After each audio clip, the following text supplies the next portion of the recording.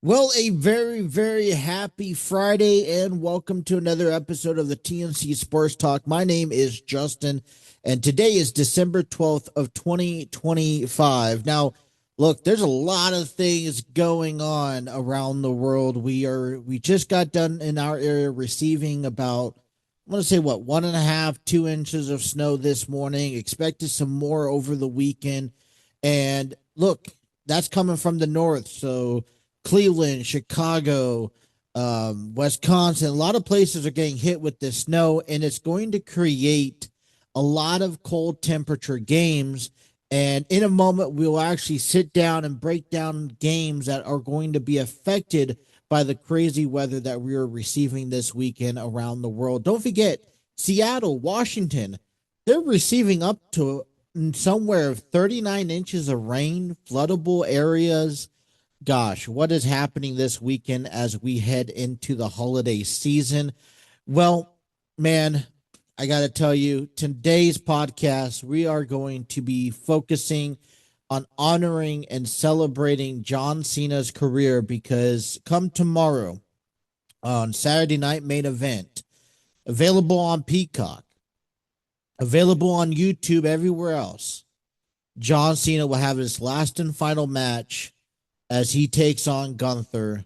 Win, lose, or draw, John Cena will be hanging up his boots for good in his professional wrestling career.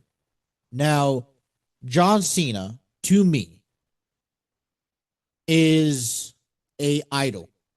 He was the image of the WWE for the longest time. And still, when I think of wrestling, John Cena is, in my generation, the first person that comes to mind.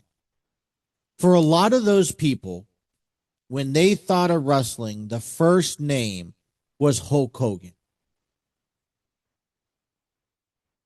We have shifted a change in era that guys like me, who have grown up with John Cena, who as the face not only of the WWE, but of professional wrestling overall, he is the guy in this modern generation that when you hear WWE, you hear wrestling, you hear professional wrestling, one of the names, if not the first name that pops in your mind, is John Cena.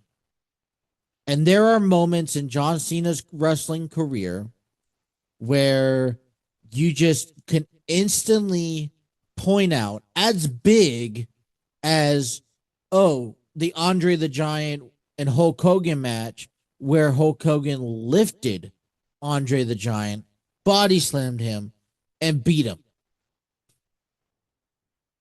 That's how much of an impact, that's how big the name is to this industry in John Cena. He is that guy. And so it's only respectful and right so that we take a moment, we take a day out of this week, because we've been talking about it all year long, and we honor John Cena, the 17-time Grand Slam champion, who will be officially hanging up his boots tomorrow night. Now, John Cena comes out on here and have said this on podcasts before. And he says that, he's not doing this on his own time, because his own time is doing this forever. But he's made a vow that I'm sure a lot of other wrestlers have made a vow towards when he first started, is saying the moment that he lost a step, he was planning on retiring. And John Cena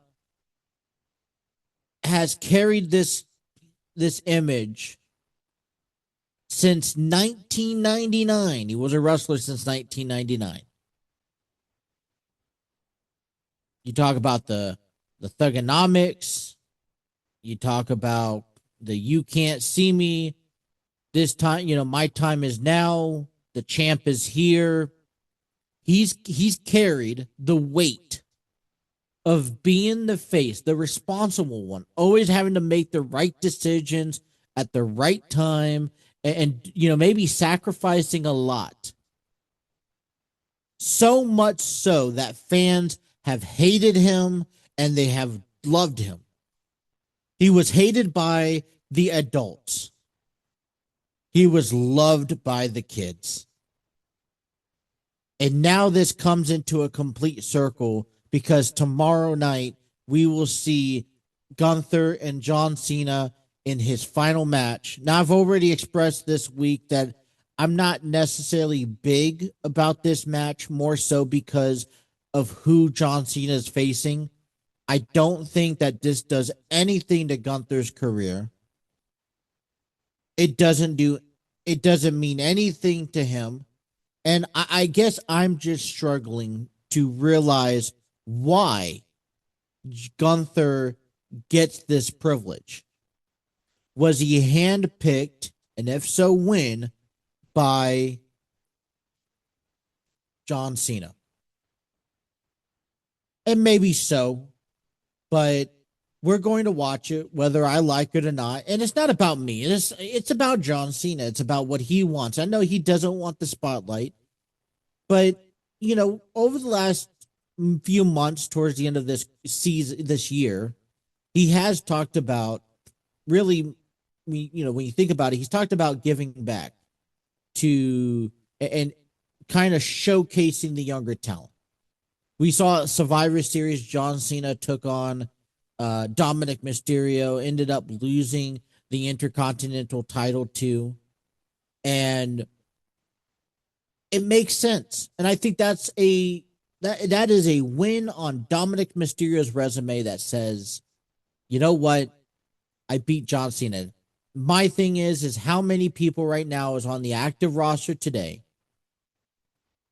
that's going to be on the active roster for the next 5 to 10 years that can say, I beat John Cena. Dominic Mysterio is one of those guys. And so, we hear about, oh, well, I want to promote these younger guys. And Saturday Night Main Event, the matches are nothing but promoting NXT, and we'll break down into that here in a moment. But I kind of, for some reason, missed that this year. Now, it is what it is. It's best for business. And this past year that we got a chance to watch John Cena perform, we can't, first of all, we can't take it back. Second of all, I don't know if there was a better way. I mean, there probably was a better way to go throughout this year and how this year went. But we were really given a roller coaster of emotions from John Cena losing at the Royal Rumble, John Cena turning heel at Elimination Chamber, John Cena becoming the 17th-time champion at WrestleMania, finishes his feud with Randy Orton, had to lie, cheat, and steal his way to victory a few times. Kind of comes back in this light of circle at SummerSlam where he loses the championship to Cody Rhodes. Ends up having a match with AJ Styles and Brock Lesnar, and ends up, I think he won 100 pay-per-view matches, which is another accomplishment on his resume, and has this feud with Dominic Mysterio and becoming the Grand Slam champion. So enough has been said this year. Enough has been accomplished. But maybe if there was a different way to go about it. When I think of John Cena wanting to give back, I think of the thing that he says from day one. His job was to leave this company in a better position than it was when he first came in. And so maybe you don't like how this isn't the attitude era. Maybe you don't like how this is not the ruthless aggression era. But the fact is that John Cena has left a mark in this industry that has bettered this company. It is for guys and names like John Cena who has influenced others to step into the ring, saying, I want to be that guy. I want to be the guy who main events WrestleMania. I want to be the guy who is the face of WWE. And if he could do it, then I could do it. That's what it is. Headline of, he took the ball with what he had. We hear this story all the time, how he was on seasonal cuts. He was going to get fired.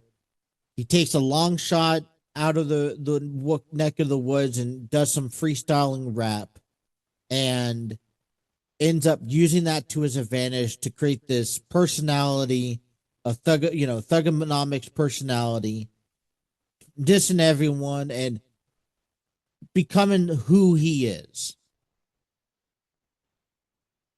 And Vince McMahon, Stephanie McMahon, they saw a lot in him and they put a lot on him, which he excelled in more. And at 48 years old, he gets to write his last chapter. We know, listen, everyone's story is, if I want to retire, every wrestler was like, I want to do this forever. And I'm sure you do. We've seen some wrestlers out there. There are some wrestlers out there today that hey, you've lost a step. You should retire. I'm sorry, but that spotlight no longer belongs to you. And they should retire. Yet we still see them compete. And I feel like when you get past that point where you start losing a step and you can't come to terms with, retiring and moving on in some way, shape, or form, then you start tarnishing your career and what you have set out to leave behind. Because the last thing people are gonna remember you by are gonna be by your recent matches. I love the Rock and Roll Express. I loved them when they were in their prime. Let's be honest, they're far from their primes. I love once in a while if they're able to come back and hold on to a match. Great, show us that you can still accomplish things. But Rock and Roll Express should have hung up the boots a long time ago. You should not be wrestling in NWA, AEW, Ring of Honor. There's no reason for you to be wrestling. Let's be real with ourselves. Look, I'm not a professional wrestler. I don't know when is the right time, but I could tell you if you don't look the same. And in my honest opinion, one of the current people out there today that just don't look the same are the Hardy Boys. Now, for the past 20 plus years, the Hardy Boys have given us lights out matches. They have put their bodies through absolute hell and torment, going through tables, ladders, chairs, extreme rules, you name it. And that's what they're known for. But their bodies can't maintain it. You see a guy like Jeff Hardy who you recognize and you think, when you think of Jeff Hardy, you think of high flying and you think of extreme. Well, it looks like he struggles to maintain that. And he definitely does not maintain it that he did, maybe he once did 10 years ago. I mean, and I said this about The Undertaker. I love The Undertaker. He's my favorite wrestler of all time. I will go to the end of earth to argue about that statement. But there was maybe a time where maybe he should have retired a few years back. I think what is a little bit more difficult to comprehend with this John Cena's retirement, which is tomorrow night at Saturday night's main event against Gunther in Washington, D.C., is the fact that he's had one whole year of going through this final tour in hopes to say goodbye to everyone. I'm glad that the WWE has only given him a limited number of dates. But I'm not happy, because John Cena said he wanted to schedule 200 dates to go back and say goodbye to everyone. I just feel like there could have been a little bit better planning in all of this. But it is what it is. We're not going to get it back. We're not going to run it for a retake. John Cena retires tomorrow. A Grand Slam champion. John Felix Anthony Cena, who is 48 years old, started his wrestling career in 1999, is going to retire December 13th, 2025. Man, it's crazy. I don't know anyone. I don't know a single name that can live up in this modern. I mean, Randy Orton has had his own career, and I was looking at this on social media today, and they sat down the table of four back in 2002 of the four people that came up with the WWE. You had John Cena, you had Batista, Randy Orton, and Brock Lesnar, and now you have two of the four retired. There's rumors about others, retiring. Remember back in OVW, right? UPW, Ultimate Pro Wrestling. He had some robotic personas, the Prototype.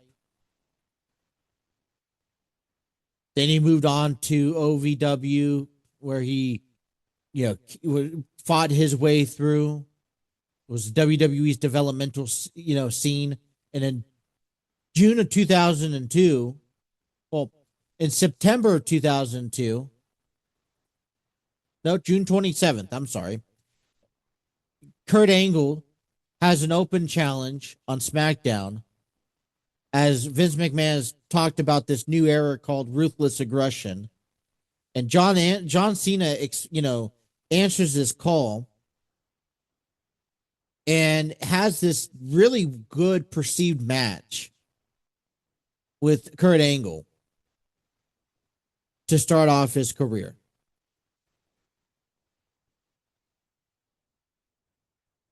In 2004 to 2005, he rose to stardom, superstardom in that factor. At the 2004 Royal Rumble, Cena was eliminated by The Big Show and failed to earn the WWE Championship at No Way Out. In WrestleMania 20 on March 14th, Cena defeated The Big Show for the United States Championship. This first singles match, title match, in the WWE, Cena retained the title at Judgment Day and at the Great American Bash before being stripped on July 8th of SmackDown after accidentally knocking over a general manager Kurt Angle. Man, feels like that. Feels with Booker T. He regained that title against Booker T in a best-of-5 series at No Mercy on October 3rd. But then days later, Carlito, the Caribbean Cool, on SmackDown. Storyline escalated where Cena stabbed in a nightclub by Carlito's bodyguard, an angle used to explain the absence during his filming of The Marine.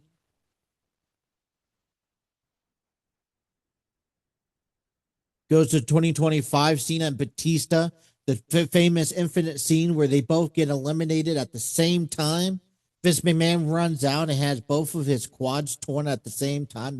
These are just moments, right? They force him to restart the match.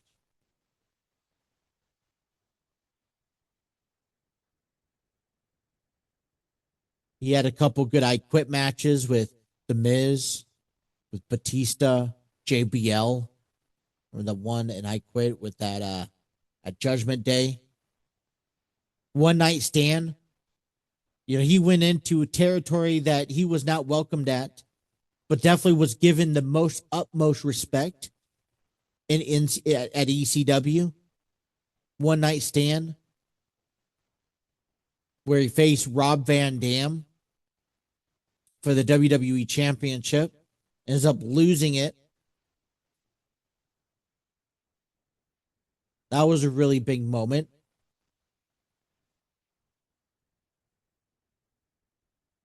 Remember when he regained the title at the Royal Rumble and at WrestleMania 22 defeated Triple H. He's had probably one of his best feuds against Edge, who we all probably kind of hoped would have returned to WWE to be John Cena's final opponent. Championship after championship. He's had feuds with guys like Ray Barrett, with Big Show, with Triple H, with Shawn Michaels, with Batista, with CM Punk. I mean, the Edge. The names are endless. These are all future Hall of Famers in anyone's books. Nexus was definitely a probably dark time for John Cena. Reminded me a lot like when Shawn Michaels had to sell himself to JBL.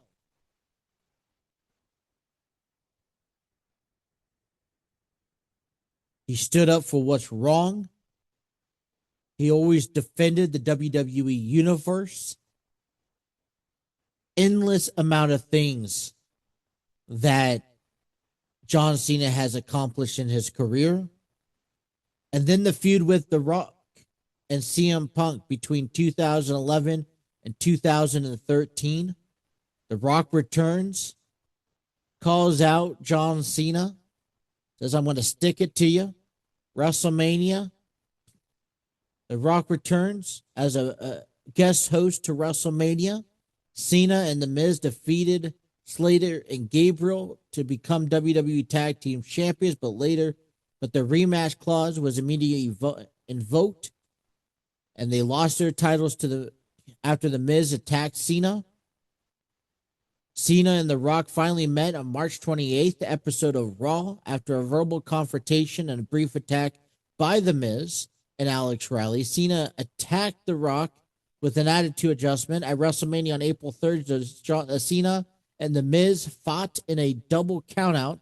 The Rock restarted the match and performed the Rock Bottom on Cena, following The Miz to retain the title.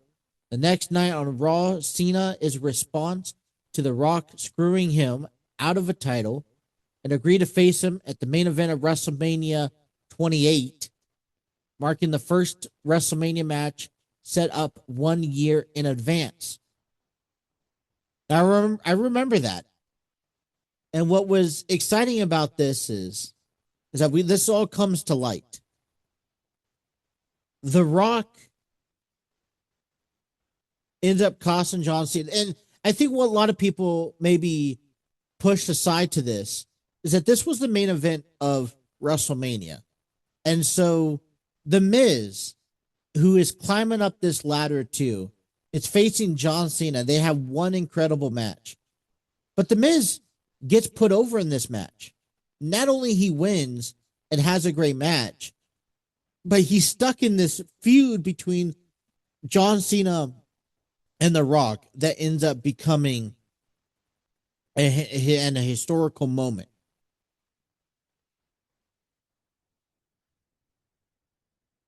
This goes on throughout the year after challenging The Rock. And finally, we see John Cena and The Rock face off at WrestleMania 28 on April 2012.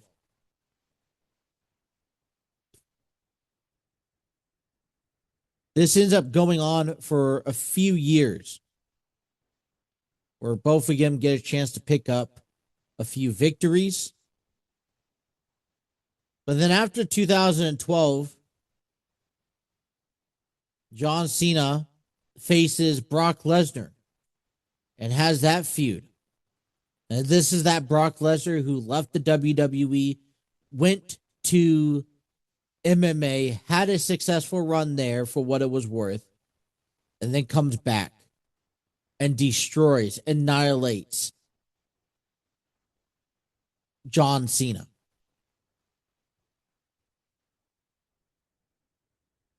John Cena then goes on and has really good matches against guys like Dolph Ziggler,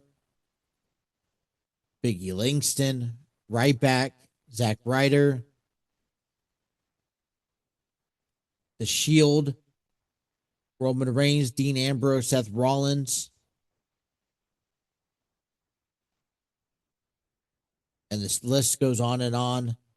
Another championship after championship, competitors after competitors, beating Orton, Kane.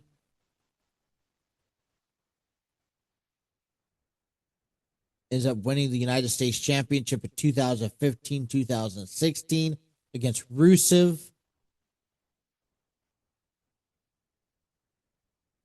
Pushing guys like Sami Zayn, Neville, Cesaro.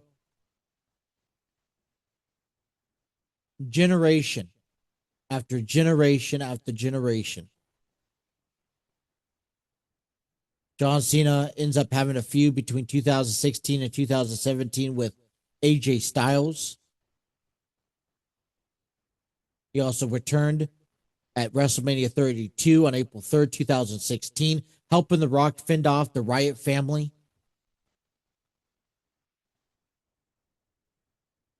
John Cena becomes a free agent in 2017 at the Superstar Shakeup. Turns into a part-time performer from 2019 to 2024. In 2025, he announces his retirement tour that kicks off a full year. Now we can say, all right, where did we go wrong in this last year? And I don't think there was just no right or wrong way. I feel like you have John Cena able to do what he wanted to do. And as long as John Cena has come to terms and is satisfied with where he's at come tomorrow night, then he is, in my books, ready to go. So tomorrow night, Saturday night main event in Washington, D.C., John Cena, Gunther, one final match. After Gunther won this tournament, had a really incredible match against LA Knight, and we will see John Cena's career come to an end here. All right. We will talk about a little bit more about John Cena.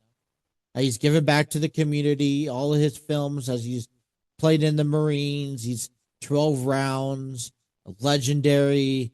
You have the Fred movie on Nickelodeon. He's done Nickelodeon stuff. Daddy's Home, The Wall, Surfs Up, Bumblebee,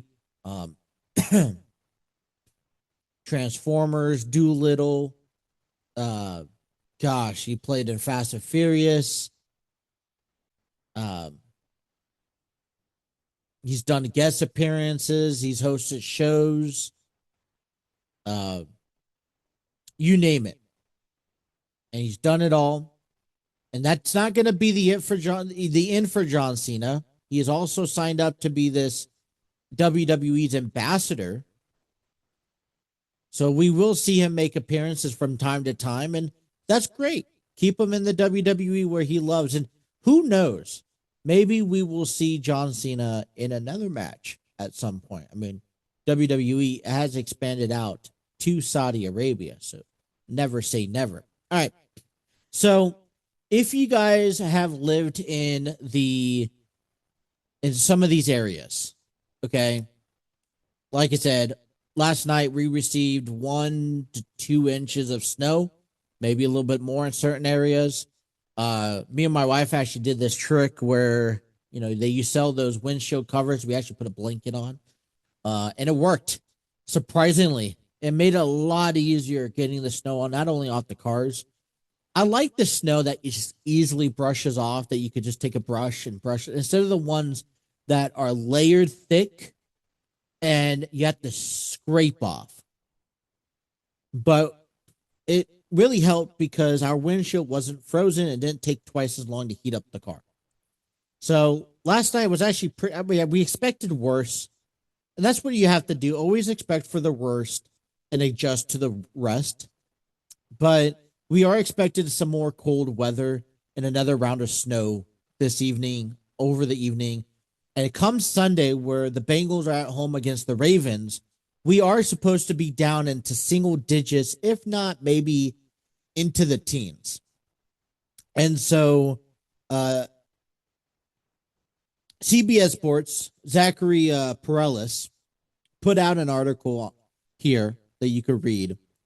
And I'm just going to review it because it kind of gives you week 15's weather. How this snow and rain and weather format are affecting games. And on top of that, there are games out there this weekend that have playoff implications.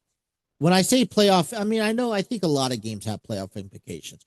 There are a set of teams that are ready to and capable of winning, clinching playoff spots, and then there are teams that are facing elimination. So teams facing eliminations with losses this week: the Chiefs, the Bengals, the Dolphins on Monday night, and the Bills. And you'll be surprising all those teams, despite the Vikings, because they're in Arlington, to take on the Cowboys indoors Sunday night football. All those other games are going to be played in some pretty extreme weather. Now, there are 3 teams that are expected to clinch depending on the outcome of this weekend's results. The Broncos and the Rams could clinch a playoff berth, while the Patriots, if they beat the Bills, they could clinch a division title. So maybe it changes your thinking of maybe who do I think I need to watch this Sunday heading into week 15. So with the weather in mind, the first game that comes ahead are the Browns and Bears. The Bears trying to stay alive in the postseason, even though they got beat up last week against the Packers. They play at 1 p.m. They're in Chicago and Illinois. High of 11 degrees. It will feel like 1 degree, and gusts winds up to 22 miles an hour. Now, you have a rookie quarterback in Shedeur Sanders, and you're taking on against Caleb Williams, who has played quarterback in cold games already. So who's going to have the upper advantage? And we'll get a true test to what Shedeur Sanders could play with. Don't forget, Shedeur plays in Cleveland. It should be almost identical. Here's some preparation for him. Now, we mentioned the Bengals, Cincinnati, Ohio, Paycor Stadium. The high is going to be 12 degrees. It's going to feel like 2 outside. Winds up to 17 miles an hour. He's already, and despite everything else that has lurked and lingered in Cincinnati earlier this week, I know we talked about Joe Burrow feeling like he's not having fun at the game, and it kind of warrants the question of what the future looks like, not only for the Bengals at the quarterback position, but for Joe Burrow. Is there a chance that we could see him retire prematurely? Or does this warrant for a trade? Or is he just going through some, I don't know what you want to call it. But on top of that, the weather's going to be shitty this Sunday. The good news is all that snow is going to be out of town. All right, big playoff implications here. The Chargers at the Chiefs, 1 p.m. kickoff, Kansas City, Missouri. The high is going to be at least 23 degrees. It's going to feel like 23 degrees, and it's pretty windy. Okay, all the odds are on Kansas City's favor. This is their home turf. Okay, but the Chiefs, if they lose this game, they could find themselves going home for the rest of the season. Chiefs, on the other hand, okay, very used to the cold. Patrick Mahomes is 16-4 in games that played 32 degrees or colder, including a 12-2 mark at home games in those temperatures. So, playoff implications there. Talked about the Patriots could lock up the AFC East this weekend. They were in Foxborough. Sunday's weather is high of 32. It's going to feel like 22. And we're going to see, just like last week where the Bills played at home in the snow, we're going to see up to 1 to 3 inches of snow, gust winds up to 21. Josh Allen, this is his temperate. He's won 5 of 6 snow games that he's played in. But he's facing Drake May, who's one of the season's biggest breakout star that comes into this. Let's not forget on the other side of the country where we have a lot of rain coming up in Washington. Indianapolis Colts take on the Seattle Seahawks at 4:25 p.m. Eastern Standard Time. The weather, high of 56, 80% chance of rain. Nothing new, right? But with Daniel Jones going out, Phillip Rivers coming out of retirement, haven't played since 2020, only getting limited time of practice. We could see Rivers start this week, but whoever is behind center, it's probably going to be ball control game. And then we move on to Monday night in Pittsburgh, where the Steelers host the Dolphins at 8:15. We have a high of 22 degrees. It's going to feel like 12 degrees. Wind gusts up to 18 miles an hour and a slight chance of precipitation. Thanks to years in Green Bay, Aaron Rodgers has plenty of experience out here in the cold. But with his wrist, with his injuries, how is that going to hold him up? Tua Tagovailoa is too, but he struggles famously when it leaves up to Miami. Tua Tagovailoa under 40-degree weather, he is 0-5 with only 6 touchdowns, 6 turnovers. So a lot of these teams have their work cut out for them. And I just tell you, it's not going to look any prettier, but it's going to be a cold weekend here in the NFL, and we'll see who comes out of it.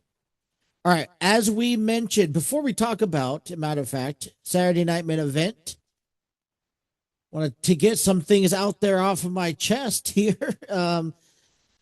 If you want to be heard on this podcast, I encourage you to. If you want to be a future guest, I invite you to come on here and talk sports with me.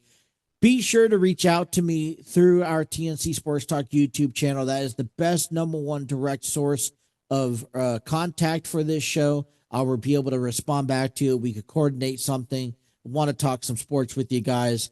Enlighten Studios is kicking off 2026 with their new theater production called Grassroots.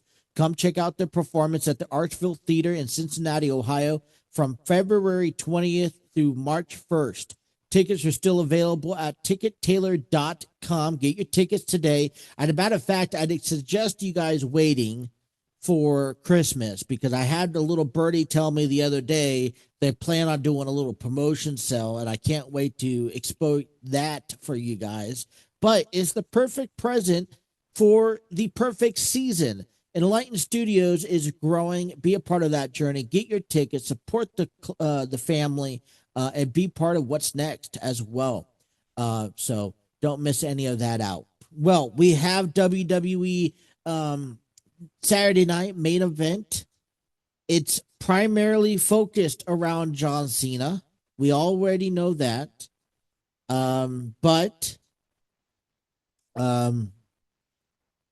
there's a lot of other, there's 3 other cards on the match on the venue, and all 3 have NXT. It's a WWE versus NXT match.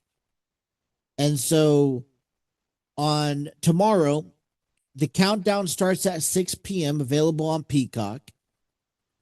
The first match is scheduled, we set to kick off the venue at 8 p.m. Eastern Standard Time.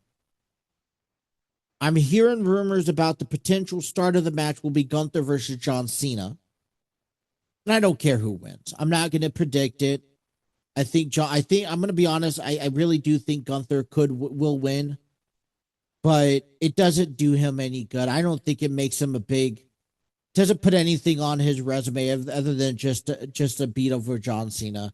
He's already kind of grown up a little bit. He's held the longest reign for the Intercontinental Championship. He's been WWE champion. I mean, maybe this kind of starts him off for 2026 and has bigger success. I wish that Gunther did have a bigger role in the WWE. He's kind of took in the back burner for a little bit this year. Maybe licking his wounds a little bit, but this would be we're all eyes on John Cena. You also have Cody Rhodes versus Oba Femi. This was announced a couple weeks ago, where it was going to be champion versus champion.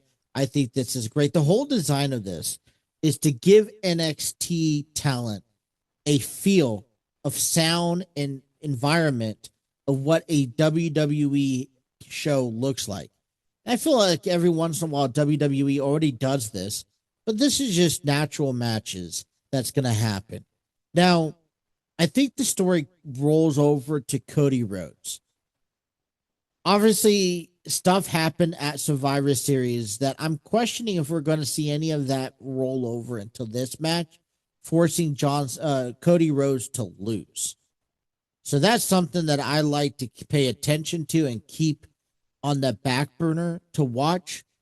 I don't see, I want to see that Cody Rhodes story continuing to push. But knowing WWE, they'll probably push it at a later date. Then we have Cody Rhodes, or we have the tag team champions, AJ Styles and Dragon Lee, take on Javon Evans and Leon Slater. A TNA X Division champion on a WWE Saturday Night Main Event. I think this is great promotion. A lot of this highlights Oba, Javon, Leon, and then last but not least, Bayley takes on Sol Ruka. I think Sol Ruka has a chance of winning, but I'm going to predict Bayley wins. Then I'm going to predict AJ Lee and Dragon Lee wins. And this is now rolling over to AJ Styles' 2026 tour, which he is planning on retiring after 2026. And then, like I said, back to Cody Rhodes. So nothing over impressive. You got to remember, this is the end of the year, but tomorrow night is about John Cena. It's going to also be about, nothing else but John Cena. So what is your guys' favorite memories? I encourage you guys to share that on our show. Leave a comment in the comment sections. And that way I can share them here and relive some of these memories. We'll talk about it Monday when we come back. It's going to be a busy weekend. I got a lot of things going on around the holidays. But, man, it's going to be an exciting time. With that being said, that's all the time I have for you guys today on this episode. I want to thank everyone for tuning in. I appreciate everyone's support, whether you guys are listening to us on our audio platforms or watching us on our social media accounts. Please be sure to like, share, and subscribe. Have those notifications on so you don't miss a single episode. But until next time, stay warm, stay dry, go Bengals, and let's enjoy John Cena's final match. Thank you guys for tuning in, and have a nice day.